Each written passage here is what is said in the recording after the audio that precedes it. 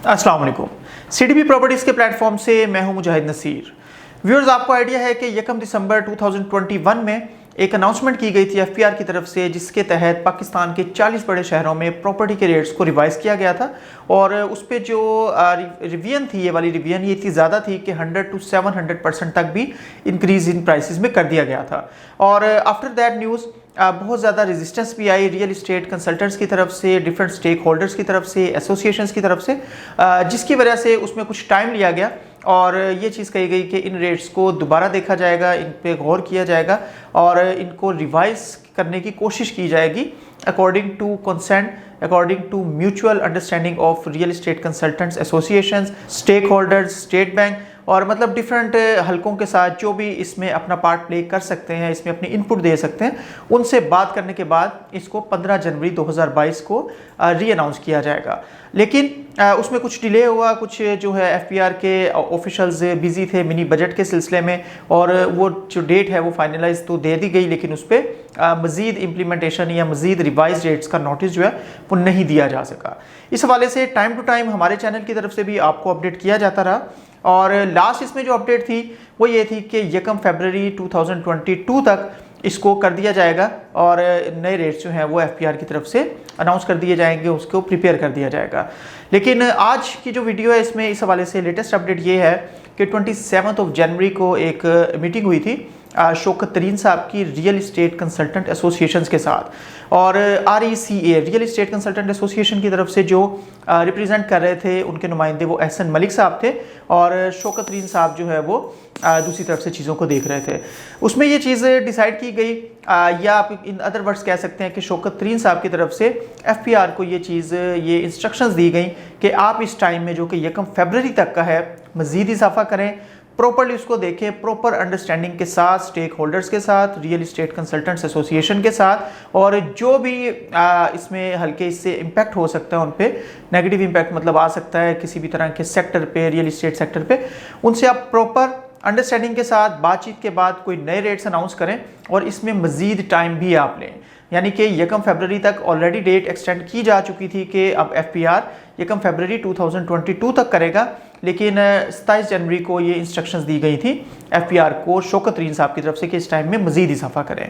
आज की जो लेटेस्ट अपडेट है, अब एफपीआर ने उन इंस्ट्रक्शंस को फॉलो करते हुए जो न्यू रेट्स की अनाउंसमेंट का टाइम है उसको 1 मार्च 2022 तक एक्सटेंड कर दिया है। इट मींस कि जो ओल्ड रेट्स चल रहे हैं या प्रॉपर्टी की जो लेन देन ओल्ड टैक्सेस के मुताबिक, ओल्ड परसेंटेज के मुताबिक, ओल्ड वैल्यू के मुताबिक जो चल रहा है वो एज इट इज़ चलेगा। और ये एक बेहतर न्यूज़ है कि मतलब एफपीआर एक प्रॉपर टाइम लेके प्रॉपर अंडरस्टैंडिंग के साथ इस चीज़ में प्रोसीड करना चाह रहा है कि मतलब एक चीज़ अगर एक रेट्स दिए गए हैं और फिर दोबारा उनको रिवाइज करके जल्दबाजी में अनाउंस किया जाए और वो एक फिर अगेन वही सिचुएशन हो जो कि पूरी तरह से इम्प्लीमेंटेबल ना हो या एप्लीकेबल ना हो और उसमें फिर एतराज़ात आएँ, तो इसमें एक प्रॉपर टाइम ले लेना और प्रॉपर टाइम के बाद उसमें अनाउंसमेंट करना मेरा ख्याल है बेहतर डिसीजन रहेगा। एहसन मलिक साहब की तरफ से इस मीटिंग में क्लियरली ये चीज़ भी कही गई थी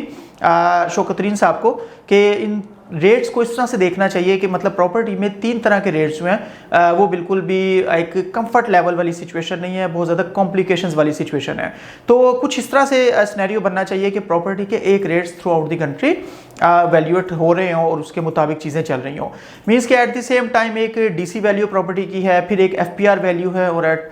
थर्ड वैल्यू की बात करें तो वो मार्केट वैल्यू है। और इस चीज़ को भी मतलब कहा गया कि इसको एक वैल्यू पर लेकर आया जाए ताकि एक तमाम जो रियल इस्टेट कंसल्टेंट्स हैं, एफपीआर है, स्टेक होल्डर्स हैं, रियल इस्टेट सेक्टर है, ये सब चीज़ें सब हल्के एक पेज पे हों और एक तरह से इसको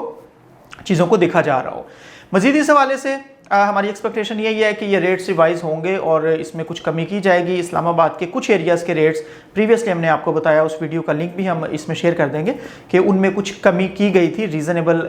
हद तक उसको कम किया गया था। तो हम ये एक्सपेक्ट कर रहे हैं कि मतलब आने वाले दिनों में जब ये अनाउंसमेंट की जाएगी 1 मार्च 2022 को, अगर ये मतलब कंप्लीशन होता है जिस तरह से कहा जा रहा है कि स्टेट को कंप्लीट कर दिया जाएगा ये काम, तो उसके अंदर डेफिनेटली कुछ ना कुछ डिक्रीज़ होगा और वो डिक्रीज़ जो है वो फिर इस तरह से होगा कि जो रियल इस्टेट सेक्टर है ख़ास तौर पे उस पर बहुत ज़्यादा नेगेटिव इम्पैक्ट या प्रॉम्प्ट इम्पैक्ट जो है उसका होपफुली नहीं आएगा अगर उसको एक म्यूचुअल कंसेंट के साथ तमाम स्टेक होल्डर्स के साथ बातचीत के साथ और प्रॉपर टाइम लेने के बाद अनाउंस किया जाता है। मज़ीद डेफिनेटली जब टैक्सेस बढ़ जाते हैं और बहुत ज़्यादा बढ़ जाते हैं और एकदम से मतलब एक वन गो में उनको इतना इंक्रीज़ कर दिया जाता है, तो ये एक हकीकत है कि उसका नेगेटिव इम्पैक्ट प्रॉपर्टी प्राइसेस पर आता है। हमारे कुछ जो व्यूअर्स हैं उनकी तरफ से क्रिटिसिज्म भी आता है, हम उसको प्रॉपर्ली एक्सेप्ट भी करते हैं, हम उसको खुले दिल से सुनते भी हैं। कमेंट्स में ये चीज़ मेंशन की जाती है कि